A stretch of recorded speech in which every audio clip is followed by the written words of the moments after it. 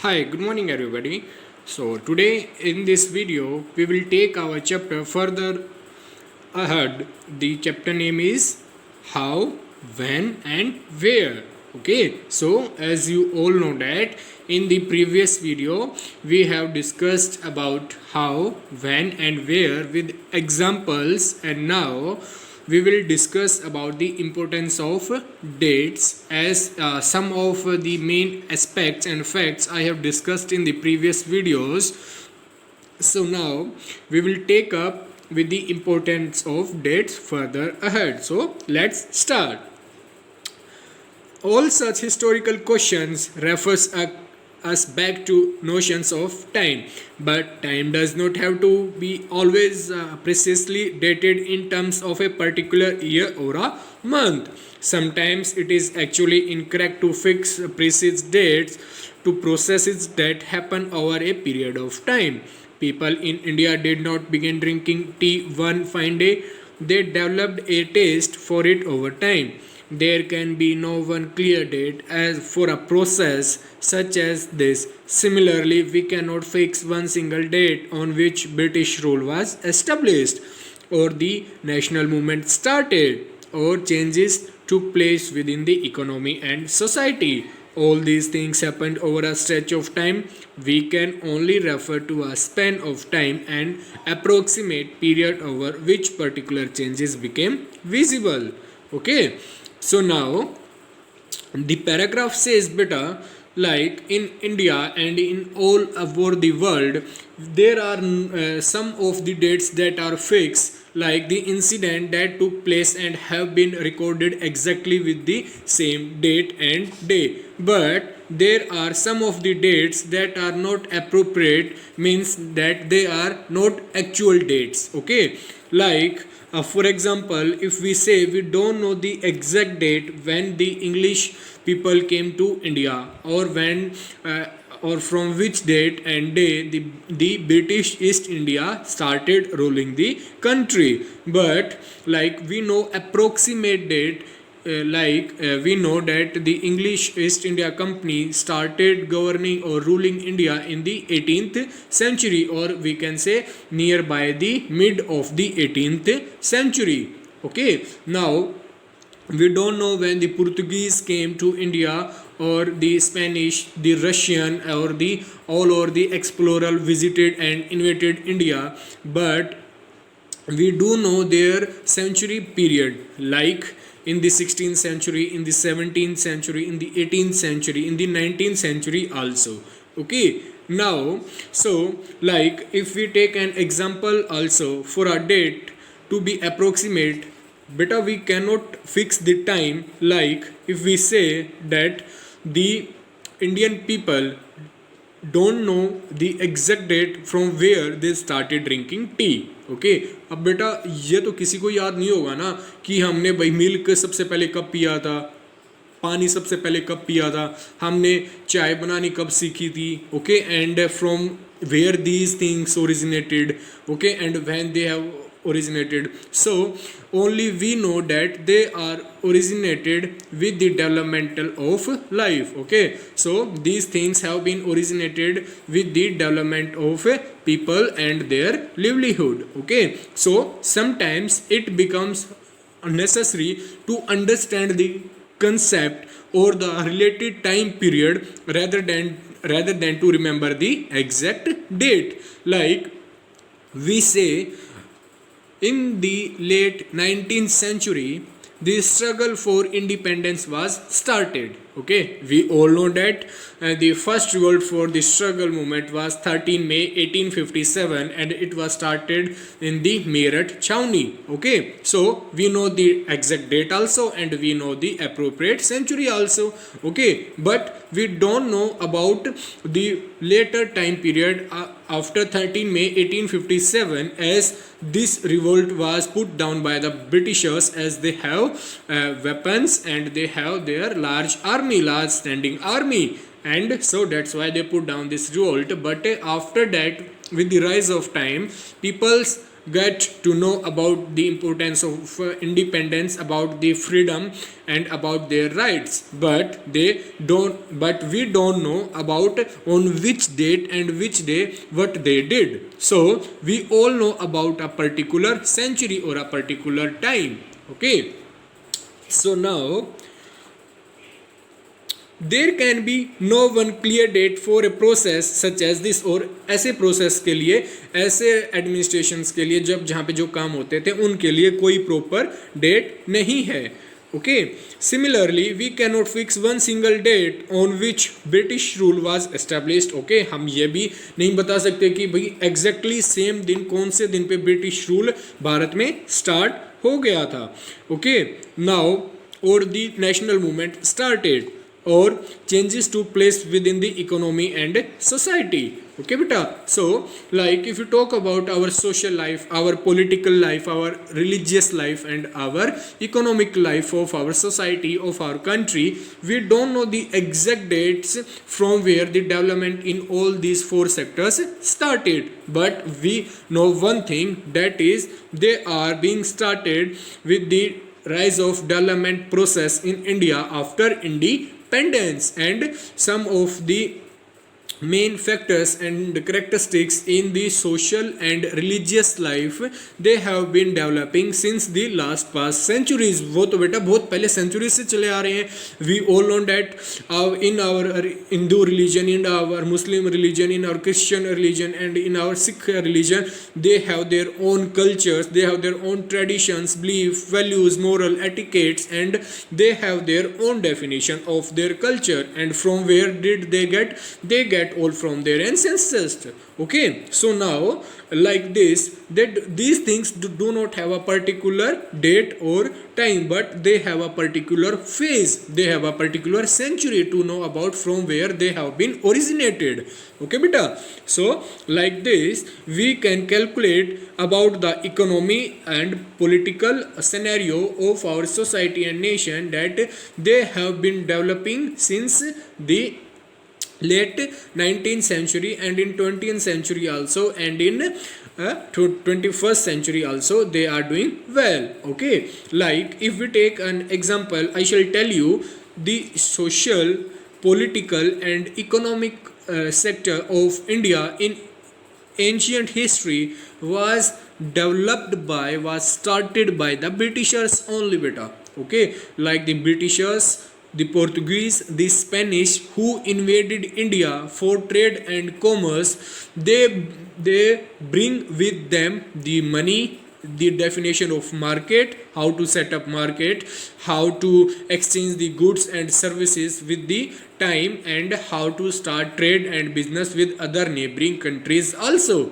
Okay, so as the trade and commerce was being started, market was set up. So just before the time, what was happened, the thing that happened was people started knowing about the value of money. So बेटा लोगों को पैसे की ज़रूरत समझ में आने लगी, एंड जैसे ही उनको पैसे की ज़रूरत समझ में आने लगी, वो ये अपनी गुड्स एंड सर्विसेज को ट्रांसफ़र करने लगे from one person to another, from one place to another in exchange of goods and services, and this process is also called the barter system, where goods and services are exchanged. So from there the sector of economic life was started in India, and with the rise of economic sector, our social and political scenario also starting developed. So we don't know the exact place, but what we know is the exact phase. Like we can say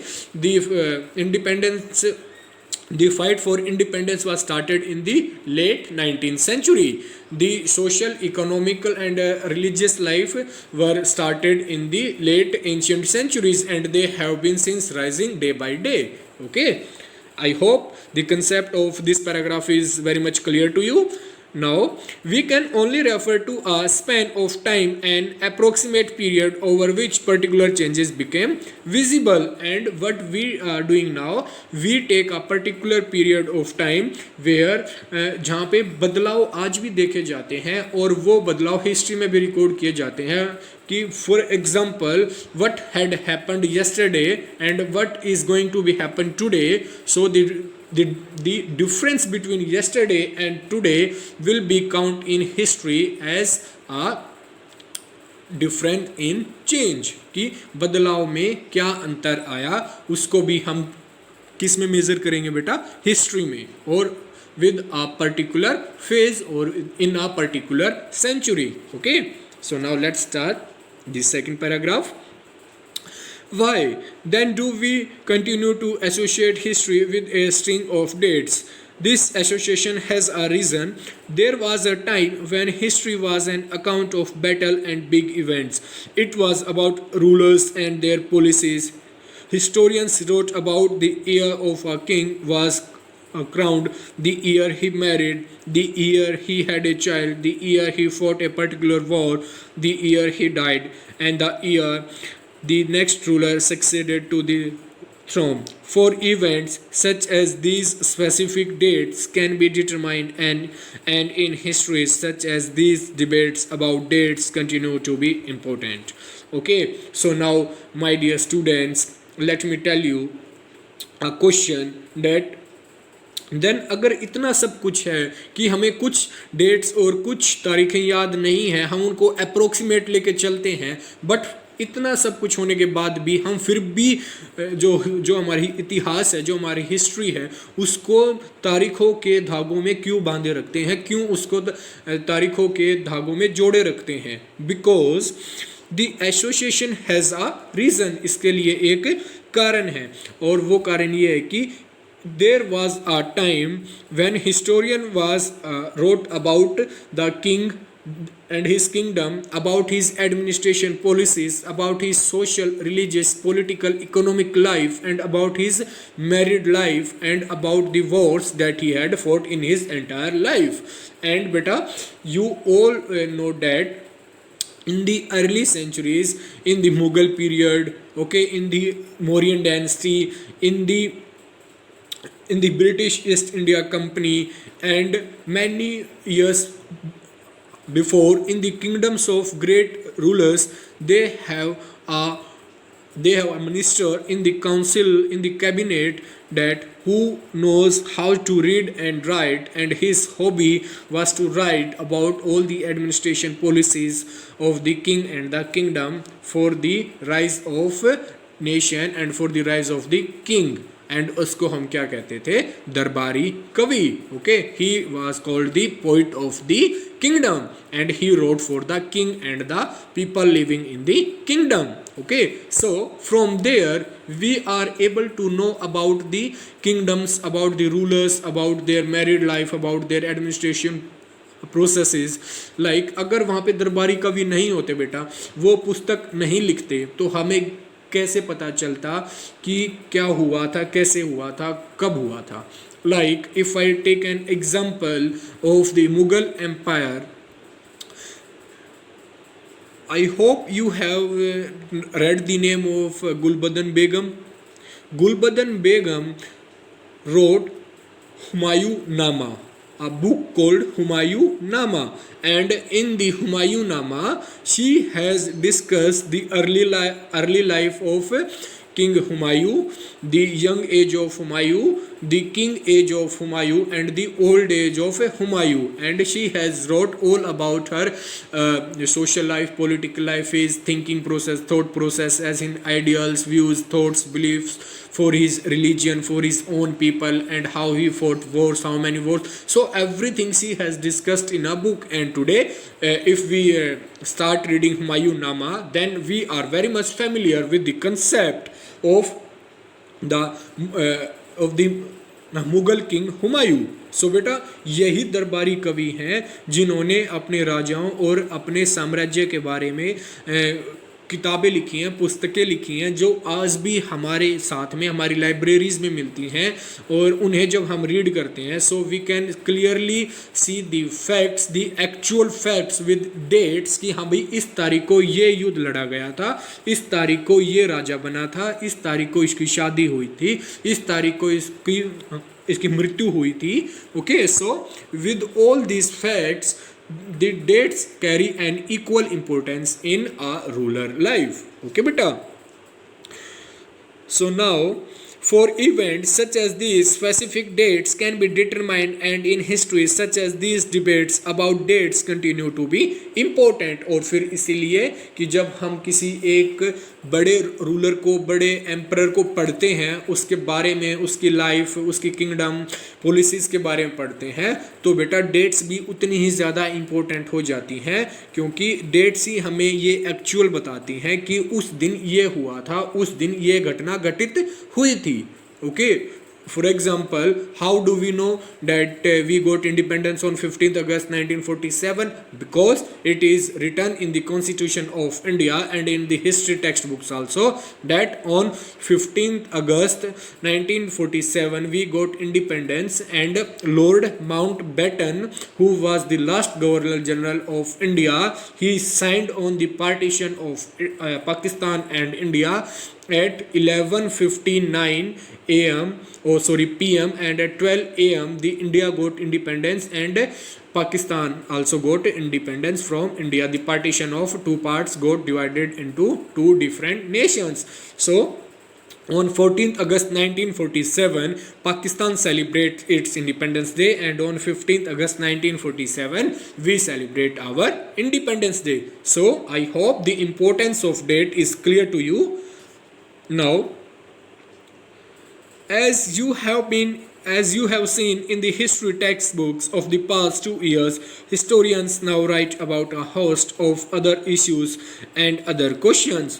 They look at how people earned their livelihood, what they produced and ate, and how cities developed and markets came up, how kingdoms were formed and new ideas spread, and how cultures and societies get changed. Now, my dear students, today as I shall tell you and discuss about you in a new concept of how cities got emerged, how towns got emerged, how market was set up, how trade and business was interlinked with other states. So with the rise of centuries, as many invaders invaded different cities, towns, and they explored their life and adventure and shared their experience with the native people of a different state wherever they go. So with the help of this, the goods and services and the ideas and culture got transferred from one person to another, and they started living their life in a different way. So now we can say that beta, if we look into the histories of the ancient people, we all know that their livelihood was not as good as we have today, but they make their livelihood better by day progressing and inventing new things. Like the ancient people invaded fire, the ancient people invaded agriculture crops like wheat and rice, barley, and they invaded pulses, and later on people started developing making homes like of trees, stem, wood, leaves, and with the help of mud or clay. And later on they started developing clothes, and they covered their bodies with the help of trees. And later they developed the agriculture cotton, and with the help of cotton they developed thread, and with the help of thread they make clothes and starting wearing dresses like shirt, t-shirts. Okay, now with the rise of time, the livelihood of the people also get changed, and what they produced and ate, how cities developed and markets. Now if we will talk about how cities emerged and what they ate, we all know that beta, like in the ancient centuries when the life was started, the people lived in the forest, and they don't have their pakka houses or cities, towns, villages, etc. What they do, they just survive their life in the forest. They do hunting and hunt animal, and after hunting they kill the animal and they put the animal on fire, and after cooking it they eat all together. Okay, now even the historians found the bones of animals in the forest, which clearly shows up that जो historian people होते थे बेटा, वो क्या करते थे, वो सिर्फ और सिर्फ हंटिंग के बेस पे अपनी खाना खाते थे, because at that particular of time agriculture was not practice, but later on they started developing agriculture and started growing crops like cotton, wheat, barley and rice in their neighboring lands. Okay, now, and how markets came up and how kingdoms were formed and new ideas spread and how culture and societies changed.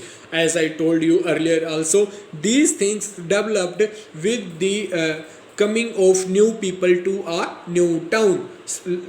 Like the Portuguese, the Spanish, the British people came to India, and with them they bring a new religion, they bring new culture, tradition, belief, views, thoughts and new ideas of invention, creativeness, and with their own nature they developed a complete new life to the native people. Like they told people to start trade and commerce with the neighboring countries, to start markets in their own localities so that they will earn something money, and they get to know the importance of money, and their cities will be developed, there will be development in their localities, in their houses, education will be started, and they will get to know about different things, many new things that will make their life emerged and good than before.